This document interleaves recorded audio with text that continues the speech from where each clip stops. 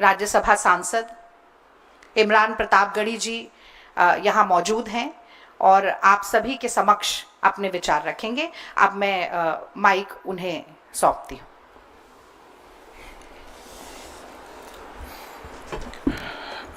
धन्यवाद रागिनी जी। हमारी सहयोगी रागिनी नायक जी ने अभी विस्तार से कल के घटनाक्रम के बारे में बताया। बाबा सिद्दीकी की हत्या बहुत ही दुखद है। कांग्रेस पार्टी के राष्ट्रीय अध्यक्ष मल्लिकार्जुन खड़गे जी ने, नेता प्रतिपक्ष लोकसभा में आदरणीय राहुल गांधी जी ने ट्वीट करके अपनी संवेदना परिवार के प्रति और एक निष्पक्ष जांच की मांग की है। मैं महाराष्ट्र से सांसद हूं और कल की घटना से बहुत हैरत में हूं कि मुंबई, जो कि इस देश की आर्थिक राजधानी है, जो राज्य चुनावी मोड में है, जहां इंटेलिजेंस से लेकर के तमाम एजेंसियां सक्रिय हैं, वहां सरकार से जुड़ा हुआ एक हाई प्रोफाइल नेता, जिसे 15 दिन पहले सूत्र बताते हैं मीडिया के कि धमकी मिली, उसके बाद उनकी सुरक्षा बढ़ाई गई, उसे सरेआम दिन दहाड़े गोलियों से भून दिया जाता है, उसकी हत्या हो जाती है।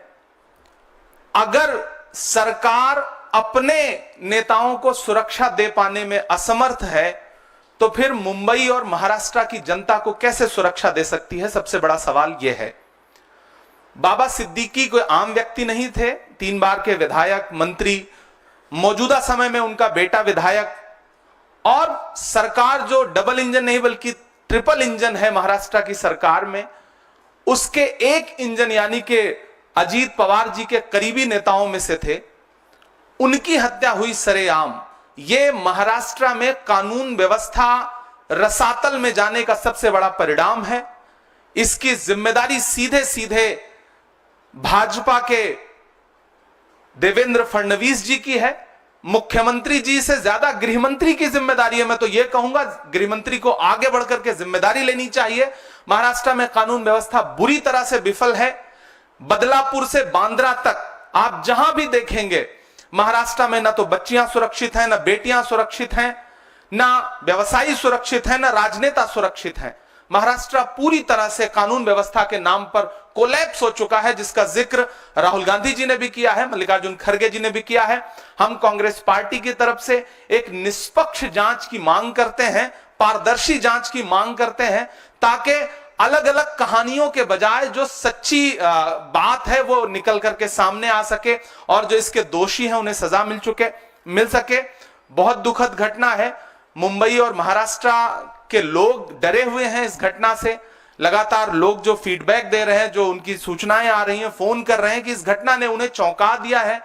और पुलिस पूरी तरह से, जिस दिन सड़क पर हो, दशहरे का दिन है, त्योहार का दिन है, जिस दिन सुरक्षा व्यवस्था बहुत ज्यादा सड़कों पर होती है, पुलिस के हाथ में पूरी तरह से सुरक्षा व्यवस्था होती है, सजग होती है पुलिस, उस दिन इस तरह की घटना होना, हत्यारे रेकी करते हैं, रेकी करने के बाद हत्या करते हैं, खुलेआम चैलेंज करके हत्या करते हैं। यह सरकार के इकबाल पर गोली चलाई गई है, कानून व्यवस्था के इकबाल पर गोली चलाई गई है और अंततोगत्वा हत्या हो गई। पुलिस रोक पाने में नाकाम रही।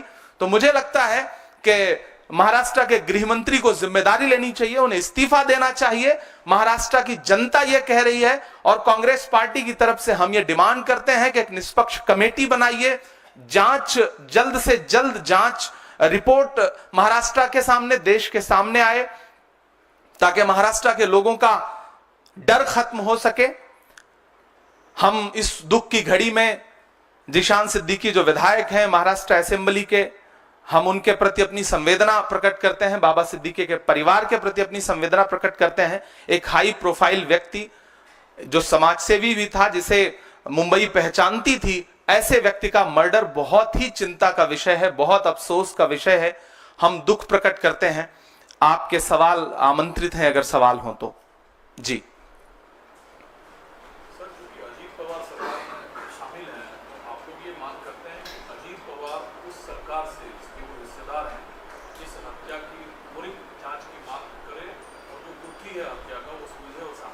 नहीं, सिर्फ अजीत पवार जी को तो मांग करनी ही चाहिए, वो उनकी पार्टी के एक इंपॉर्टेंट नेता थे, लेकिन देश का हर विपक्षी दल मांग कर रहा है कि डबल इंजन ट्रिपल इंजन की सरकार कर क्या रही है। सबसे पहला तो हम अजीत पवार जी से प्रश्न ना पूछ के हम देवेंद्र फडणवीस जी से सवाल पूछे ना, हम शिंदे जी से सवाल पूछे ना कि उनकी पुलिस क्या कर रही है, उनका प्रशासन क्या कर रहा है। हम सवाल को घुमाते क्यों हैं? हमें तो सीधे सीधे महाराष्ट्र की सरकार से, वहां के गृहमंत्री से सवाल पूछना है कि कैसे हत्या हुई, बाकायदा चैलेंज करके हत्या हुई। तो ये तो सीधे सीधे आपकी जिम्मेदारी, आगे बढ़िए, जवाबदेही लीजिए।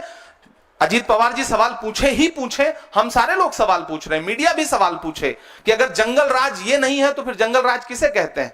दिन दहाड़े हत्या हो रही है, मुंबई जैसे, बांद्रा जैसे पॉश इलाके में हत्या हो रही है, तो फिर जंगल राज तो यही है ना? क्या फिर जंगल राज सिर्फ गैर शासित भाजपा राज्यों के लिए शब्द इजाद किया गया है? असल में तो जंगल राज यही है जो महाराष्ट्र में, मुंबई में कल दिखाई पड़ा।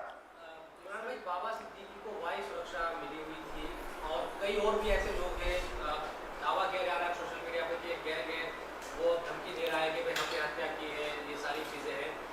उन लोगों की सुरक्षा को लेकर भी आप कुछ कहेंगे कि वायु सुरक्षा के बावजूद भी बाबा सिद्दीकी को मार दिया गया इस तरह से खुलेआम, और भी लोगों को धमकी इस तरह से दी जा रही है?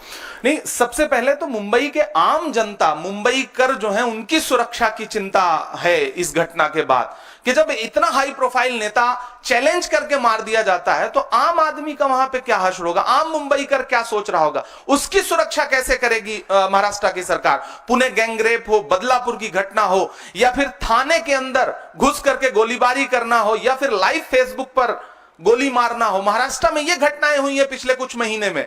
तो आम जो जनता है, मुंबई कर है, जो महाराष्ट्र के आम लोग हैं, उनकी सुरक्षा सबसे बड़ा चिंता का विषय है। दूसरी महत्वपूर्ण बात यह कि सोशल मीडिया पे कौन क्या जिम्मेदारी ले रहा है? मुझे तो लगता है कि गृहमंत्री को जिम्मेदारी लेनी चाहिए। उन्हें आगे आकर के इस हत्या पर खुद अपने कदम पीछे ला करके कहना चाहिए कि जवाबदेही मेरी बनती है, मैं इस्तीफे की पेशकश करता हूं क्योंकि मैं महाराष्ट्र के लोगों को सुरक्षा देने में असफल रहा हूं। सच्चाई तो यह है। बाकी उसकी भी पुष्टि करना, जो सोशल मीडिया पे पोस्ट तैर रही है, उसकी पुष्टि करने का काम भी तो महाराष्ट्र प्रशासन का ही है, मुंबई प्रशासन का है। प्रशासन क्या कर रहा है, सबसे बड़ा सवाल यह है।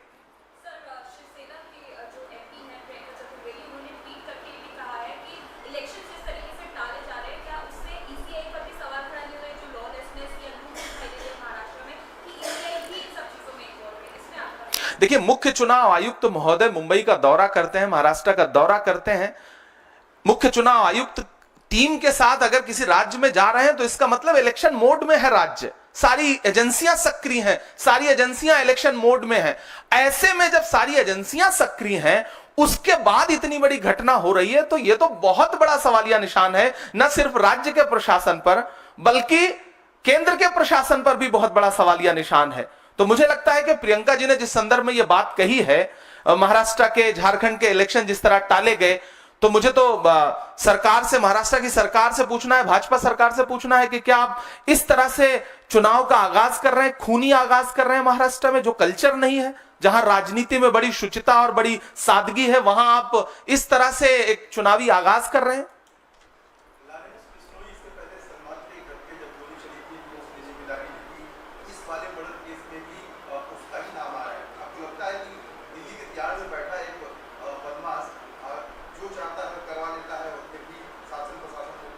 मुझे लगता है कि देश के गृह मंत्री से सवाल पूछा जाना चाहिए, अमित शाह जी से यह सवाल पूछा जाना चाहिए, महाराष्ट्र के गृह मंत्री जी से यह सवाल पूछा जाना चाहिए कि अगर कोई इस तरह से आगे आके जिम्मेदारी लेना है जिसकी सत्यता अभी तक सामने नहीं आई है, घरों की राख फिर देखेंगे, पहले देखना यह है घरों को फूंक देने का इशारा कौन करता है। तो इसके पीछे असली कहानी क्या है, वो देश के सामने तब आए जब जांच एजेंसियां एक कमेटी बना करके निष्पक्ष जांच रिपोर्ट देश के सामने रखें, तब मुझे लगता है कि ज्यादा बेहतर जांच और पारदर्शिता सामने आ सकेगी। अभी तो सबसे बड़ा सवाल, अगर कोई जिम्मेदारी ले रहा है तो सबसे बड़ा सवाल देश के गृह मंत्री का है कि किसी बाहर बैठ के, किसी दूसरे राज्य की जेल में बैठ के कोई इतनी बड़ी घटना अंजाम दे रहा है, तो गृह मंत्री से सवाल है। दोनों गृह मंत्रियों की जवाबदेही है। Thank you.